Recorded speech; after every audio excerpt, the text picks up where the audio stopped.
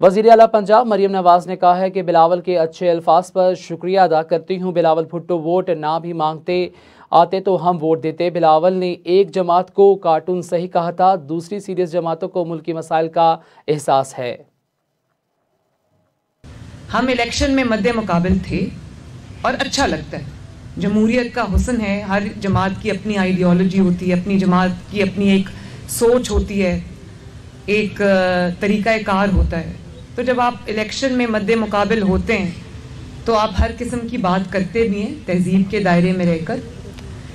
लेकिन ये अच्छी बात है कि वंस आप इलेक्शन के रिज़ल्ट्स आ जाते हैं, जब आप फैसला साजी के मरहले में आते हैं, क्योंकि 25 करोड़ अवाम के ज़िम्मेदार हैं, चाहे वो पीपल्स पार्टी हो या वो PMLN हो या वो कोई और जमात हो, तो फिर आपको अपने ज़ाती मफाद से बालातर होकर आपको ऐसे फैसले करने पड़ते हैं जो मुल्क के मफाद में होते हैं, अवाम के मफाद में होते हैं। और ये बात बिल्कुल ठीक है कि मसाइल इतने सीरियस हैं।